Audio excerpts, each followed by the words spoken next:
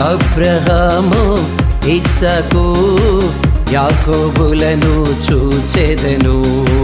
అమరలోకంలో ఆయనతో కలిసి ఆత్మవసుడనై ఆరాధింతున్. అబ్రహాము ఇస్సాకు యాకోబులను చూచెదను. అమరలోకంలో ఆయనతో కలిసి ఆత్మవసుడనై ఆరాధింతున్. విశ్వాస వీరులందరినీ వీనుల విందుగా చూచెదను.